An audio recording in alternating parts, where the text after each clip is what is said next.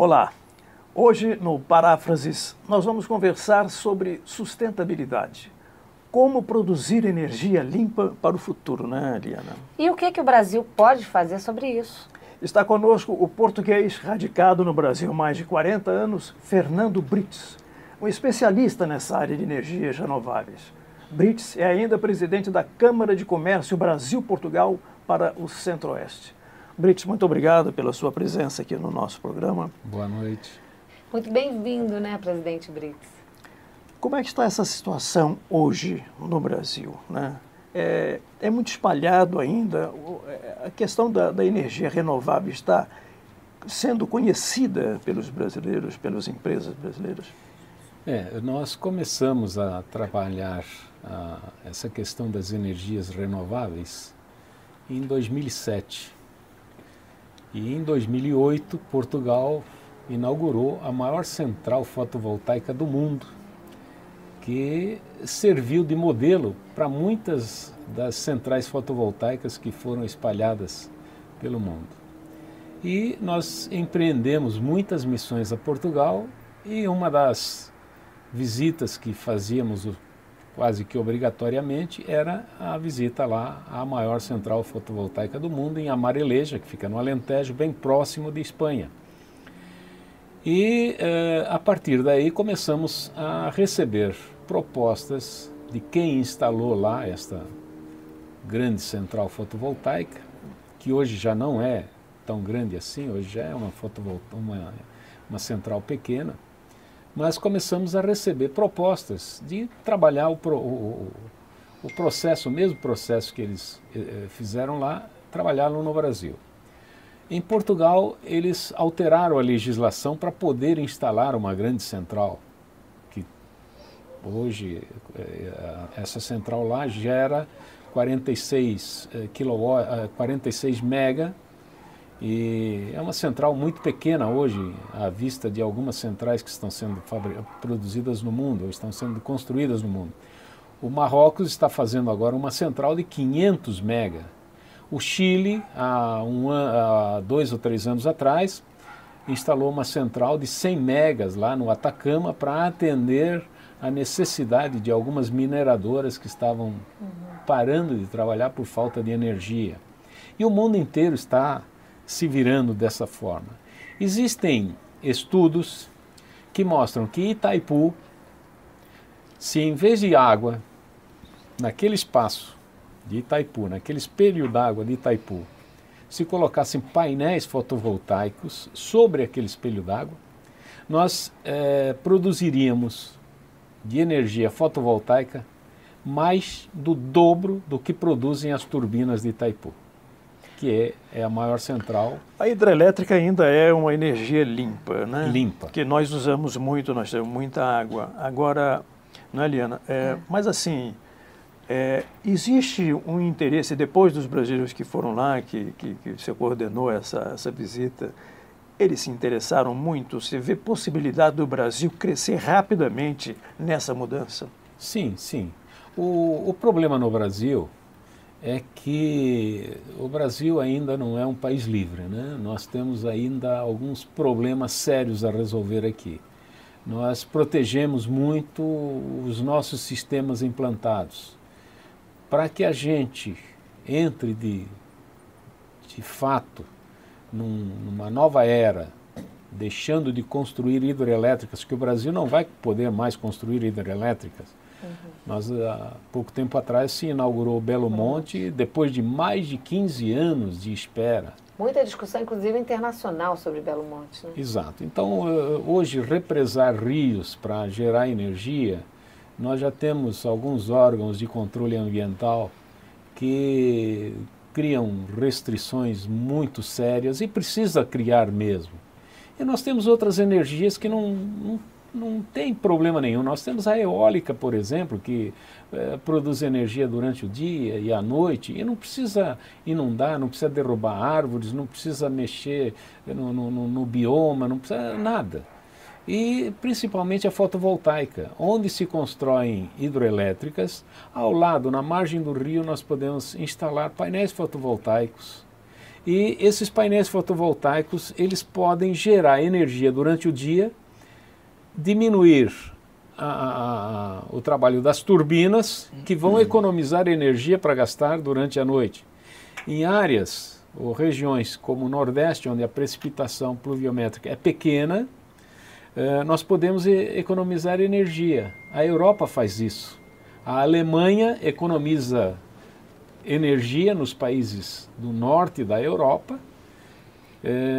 durante o período em que tem sol.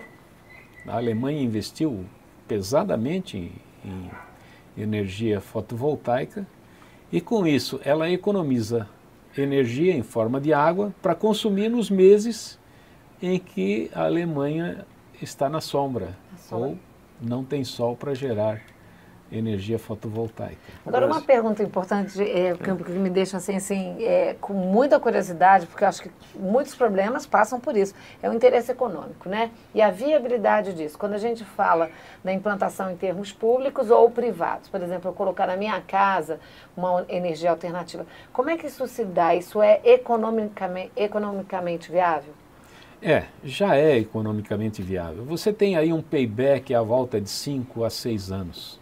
O problema é que nós também não temos a cultura do investimento para 5 a 6 anos. Nós queremos o retorno imediato. Né? Mas estão já aparecendo algumas linhas de financiamento. O BNDES mesmo acaba de captar US$1 bilhão para investir em energias limpas. Então já existem algumas linhas de financiamento. E nos últimos 2 anos, a instalação de telhados com energia fotovoltaica tem crescido exponencialmente. Né? Nós até alguns anos atrás, 2 ou 3 anos atrás, tínhamos pouquíssimas instalações, hoje nós já começamos a ter um volume grande de instalações. O nosso problema ainda está na legislação. Nós temos 2 sistemas de instalar painéis. Um é o off-grid e outro é on-grid. O on-grid você trabalha com a rede da distribuidora e o off-grid você gera a tua energia para você mesmo consumir. Mas é muito importante você ter a rede, porque à noite você não gera energia, a menos que você tenha baterias para acumular aquilo que você gera na noite. Um é autônomo, o outro é rede, né? É rede. Então você gera no telhado da sua residência para colocar na rede. E vai consumir essa energia durante 5 anos. E depois de 5 anos, se você tiver crédito, o crédito fica a favor, você perde o crédito para a distribuidora. Né? Brits, é até difícil ser crítico numa situação como essa, né? Quer dizer, não existe, né, condições de criticar muito, até porque é uma energia sem fim, né? Sem dúvida. Porque a fotovoltaica nos traz, né? A Suíça mesmo agora, a gente teve uma informação de que, né, publicada até no Estadão, de que ela quer até 2022 acabar com as usinas nucleares. Né? Boa notícia, né, Boa notícia. Muito boa notícia. A Europa está muito preocupada com isso, né? E alguns países na Europa, como Portugal outro dia passou 4 dias consumindo exclusivamente energia limpa. A energia do Brasil é uma energia limpa, mas ainda tem alguns problemas no Nordeste, principalmente no Norte e no Nordeste, onde existem acordos ou contratos feitos de fornecimento de petróleo ou de carvão, e é difícil romper com esses contratos. Então, prefere-se gastar mais em carvão e em petróleo do que, eventualmente, fazer um investimento em energia limpa. Como é que é essa questão da sustentabilidade da energia renovável aqui no Centro-Oeste? Por exemplo, Brasília, a SEB tem alguma expectativa de fazer alguma mudança? Sim, sim. As operadoras hoje, as geradoras e as distribuidoras hoje, elas estão cientes de que, se você quiser gerar a sua própria energia, ela tem que aprovar o projeto. Agora, me parece que tem um erro no nascedouro. Quem tinha que aprovar o projeto não é a distribuidora, porque ela é interessada no... Se ela começar a aprovar projetos em demasia, ela vai perder receita, não é?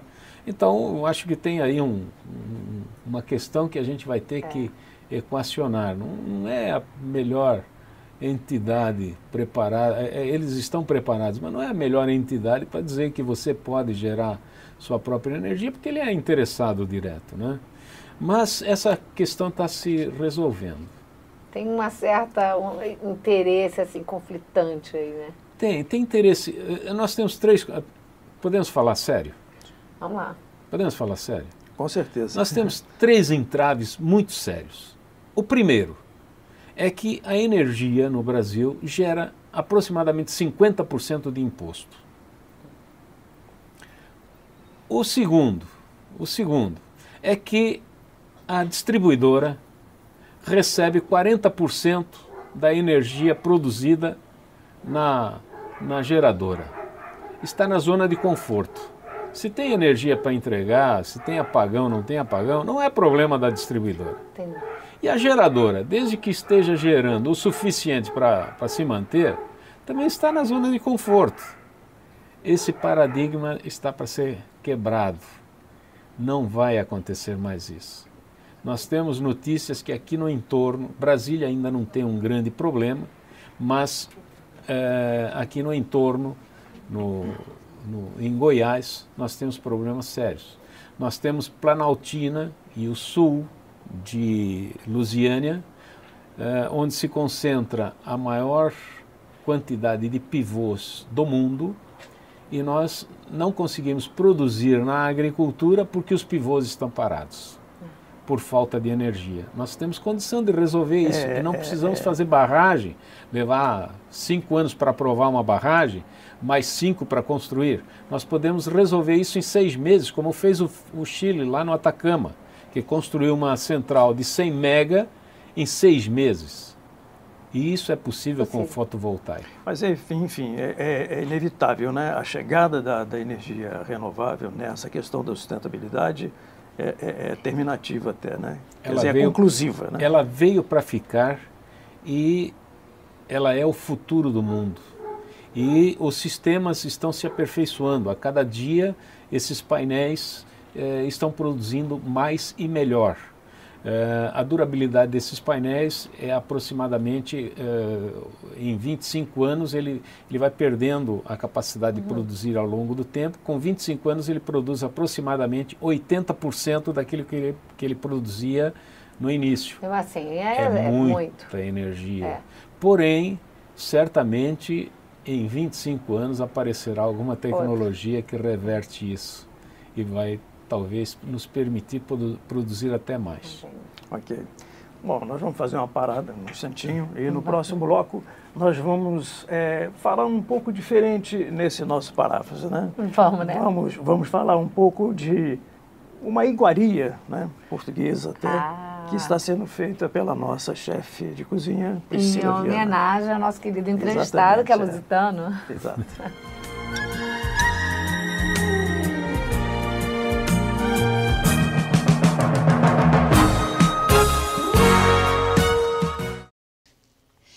Presidente, agora é o seguinte, eu quero apresentar para o senhor uma pessoa que está fazendo uma iguaria em sua homenagem. Olha, é a Pri. Pri, tudo bem? Olá. Olha só quem que eu trouxe para te conhecer. É o presidente da Câmara de Comércio Brasil-Portugal Centro-Oeste, Fernando Brits.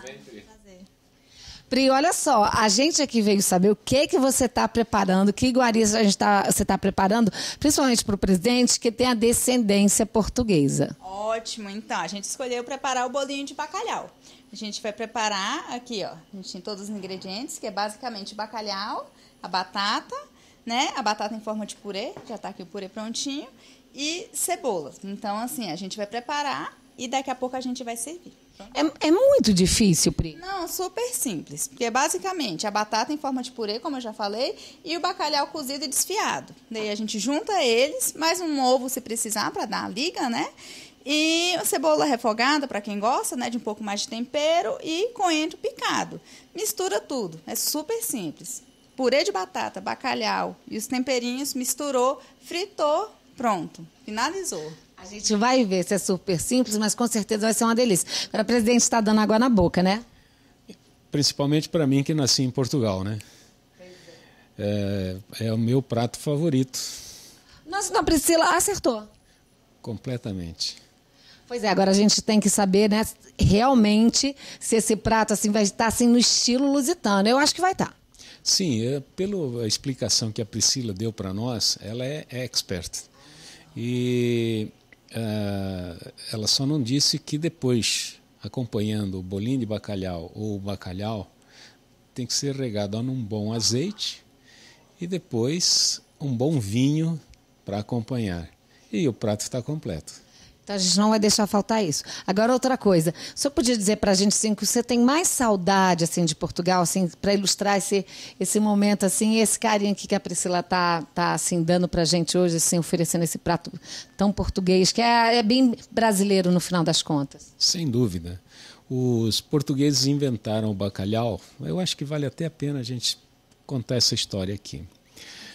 Quando os portugueses, lá no século XV, começaram a descobrir os países do mundo, eles viajavam e muitas das pessoas morriam com escorbuto e uma série de coisas porque conviviam com os animais nas naus.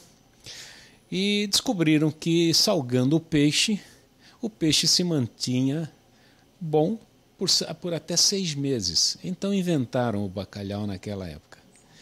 E de lá para cá o bacalhau é um prato cobiçado pelos bons gourmets. E em Portugal, embora Portugal não pesque muito bacalhau, porque o bacalhau bom é pescado nos mares da Noruega, né? Mas Portugal é o país que detém a melhor técnica para o tratamento do bacalhau. Presidente, olha, muito obrigada por essa aula histórica aí, mas a nossa grande chefe Pri vai dar uma aula aqui de culinária e a gente te agradece demais por você estar aqui no Paráfrases, viu, Pri? Imagina, eu que agradeço a oportunidade. Então vamos lá e vamos deixar a Pri trabalhar, que ela vai, olha, agora finalizar esse delicioso bolinho de bacalhau. Pri, obrigada, tá? Beijo. Beijo. Vamos lá, presidente? Vamos lá. Tchau, Pri.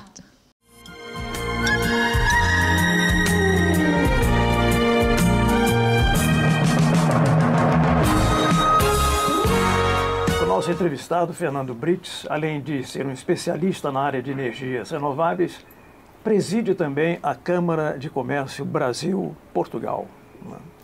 Como é que você vê hoje a questão da adesão dos brasileiros, dos empresários brasileiros, em relação ao que Portugal pode oferecer? Olha, corre por aí um ditado que diz que Portugal está na moda. E realmente Portugal está na moda. Portugal hoje é o segundo país mais visitado da Europa e tem acolhido muito bem os brasileiros. Mas há um problema que nós precisamos ainda resolver. Comercialmente, embora falemos a mesma língua e estejamos mais próximos de Portugal do que estamos dos outros países da Europa, comercialmente o comércio de Portugal com o Brasil ainda é muito fraco. Nós temos aí 5 itens na balança comercial e ficamos praticamente nos 5 itens, e esses itens incluem inclusive peras secas. Por aí você pode imaginar o que seja o comércio de Portugal com o Brasil. Mas existe aqui no Brasil hoje um sistema já implantado em que pode reverter isso. E nós podemos transformar Portugal no hub dos produtos do Centro-Oeste e do Norte para a Europa. Nós temos hoje a Norte e Sul funcionando já, de Anápolis a Itaqui, no Maranhão. A maneira, então, começa pela comunicação, né? O transporte de produtos, né? Exatamente. Nós hoje tiramos a produção do Centro-Oeste e levamos para Santos ou Paranaguá.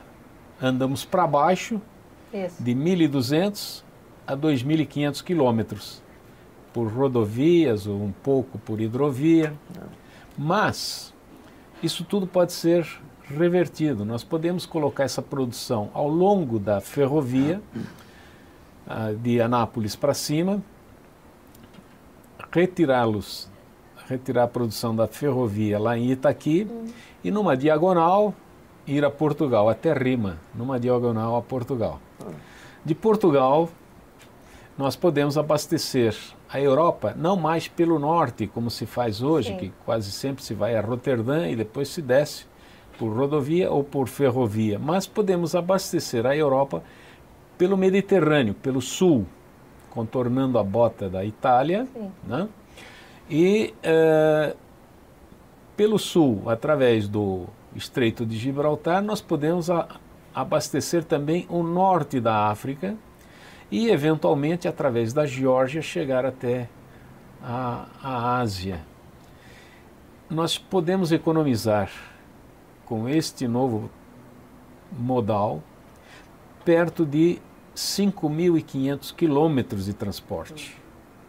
Muita coisa. Se a gente transportar isso ou levar isso para um navio, são mais de 5 a 6 dias de transporte de navio que nós economizamos, não é pouco. Essa é uma visão de navegador português? Quem sabe nós vamos descobrir agora o Centro-Oeste. O Brasil descobriu, o Portugal descobriu o Brasil lá no 1500, avançou com o Brasil, né, porque o Brasil hoje é esta imensidão de terra, graças a alguns portugueses que avançaram no território espanhol e conseguiram fazer com que a Espanha aceitasse essa posse que Portugal exerceu. E hoje o Brasil é esse país continental graças a alguns nobres portugueses. Um deles foi o Pedro Teixeira, que subiu pelo Rio Negro e tomou posse lá das terras que estavam no Peru, ou pertenciam ao Peru, e todo mundo conhece boa parte dessas histórias, né? Então, o Brasil hoje tem um território maior do que aquele que foi determinado no Tratado de Tordesilhas.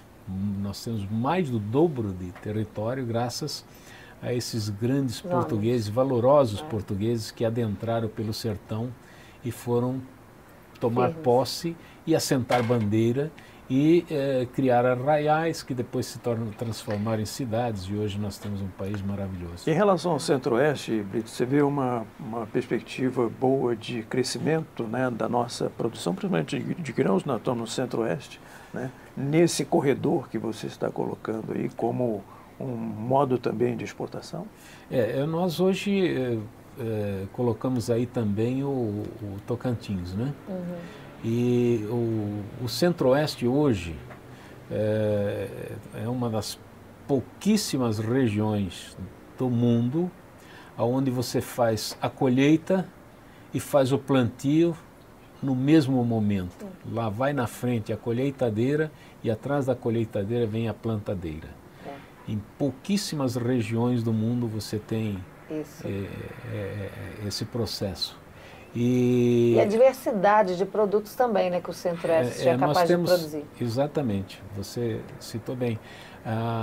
Nós temos aqui a rotatividade de cultura.